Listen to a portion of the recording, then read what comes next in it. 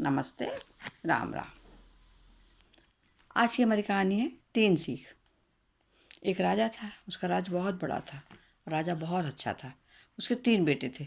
एक दिन राजा के मन में आया कि पुत्रों को कुछ शिक्षा देनी चाहिए ताकि उनके समय पर उनको काम आए, राजकाज में काम आएगा। इसी विचार कर उसने सभी पुत्रों को दरबार में बुलाया और कहा, हमारे राज्य में नाशपाती का पौधा नहीं, मैं चाहता हूँ कि तुम लोग 4-4 महीने के अंतर से जाओ और वो पौधा लेकर आओ और फिर बताओ कैसा है। राजा की आज्ञा पाकर तीनों जन बारी बारी से गए और जब तीनों बारी बारी से गए तो सब लौट के आए।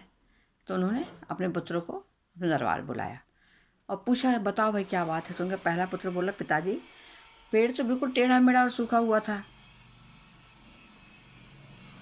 दूसरा बोला, नहीं नहीं, वो तो बिल्कुल हरा भरा था, लेकिन शायद उसमें कुछ कमी थी, इससे उस पर फल नहीं आ रहे थे। तीसरा बोला, भैया लगता है आप लोग सब गलत ही देख कर आए हो, कोई और पौधा देख कर आए हो, पेड़ देख कर आए हो। मैंने सचमुच नाशपाती का पेड़ देखा, बहुत ही शानदार था और फलों से लदा हुआ था। तीनों बेटे अपनी अपनी बात पर अड़े हुए थे। वो लोग विवाद करने लगे।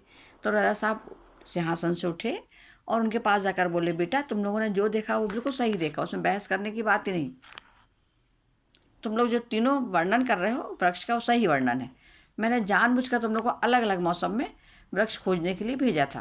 तुमने जो देखा वही बताया। इसके आधार पर मैं तुम्हें को समझाना चाहता हूँ। तुम ये 3 बातें गांठ बांध लो।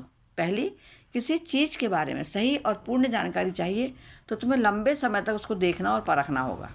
एकदम से किसी विषय पर, चीज़ पर निर्णय मत लो।